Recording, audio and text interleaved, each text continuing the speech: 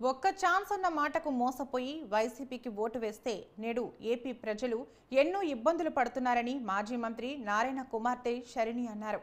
నారాయణకు మద్దతుగా 10వ డివిజన్లో ఆయన కుమార్తె ఎన్నికల ప్రచారం నిర్వహించారు. ప్రతి గడపకు తిరిగి టీడీపీ సూపర్ 6 పథకాలు, మహిళా శక్తి మేనిఫెస్టోను ప్రజలకు వివరించారు. నెల్లూరు స్మార్ట్ సిటీగా అభివృద్ధి చెందాలంటే టీడీపీతో సాధ్యమని, రానున్న ఎన్నికల్లో ఎమ్మెల్యేగా నారాయణను ఎంపీగా వేమిరెడ్డి ప్రభాకర్ రెడ్డిని గెలిపించాలని శరణి కోరారు.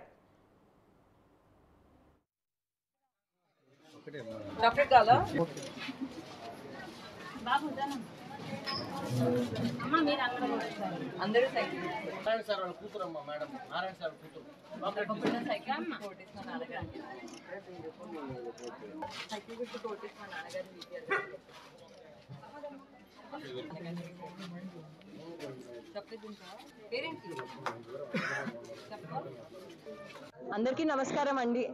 నా పేరు శరణి పొంగురు. నేను మాజీ మంత్రి నారాయణ గారి కుమార్తెనండి. ఈరోజు 10th డివిజన్లో నేను క్యాంపెయినింగ్ చేస్తూ మా నాన్నగారికి సపోర్ట్ చేస్తున్నానండి. ఈరోజు రామ్ నగర్లో ఇంటింటికి వెళ్ళి ప్రజల కష్టాలు తెలుసుకుంటున్నానండి. ఇక్కడ చూస్తే పరిస్థితులు చాలా దారుణంగా ఉన్నాయండి. ఒక్కసారి మీ చుట్టుపక్కల చూడండి, ఎంత దరిద్రంగా ఉన్నాయో. పాచి, కంపు, మురికి, చెత్త మొత్తం అక్కడ డిపాజిట్ అయిపోయి ఇలాంటి పరిస్థితుల్లో ప్రజలు ఉంటున్నారు. రోగాలు రాకుండా ఇంకేమొస్తాయండి? అసలు మన చుట్టుపక్కల చూస్తే అస్సలు ఉండబుద్ధి అవ్వట్లేదు.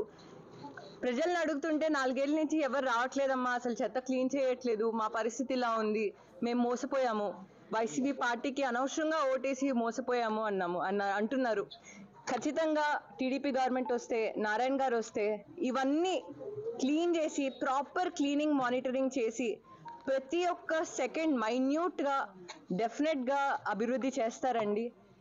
90% మీ అందరికీ తెలుసు, under ground drainage system 2014 to 2019 TDP ప్రభుత్వం ఉన్నప్పుడు అయిపోయింది. ఆ 10% మాత్రమే పూర్తవ్వాలి. ఇంత లోపల వైసీపీ గవర్నమెంట్ వచ్చేసింది.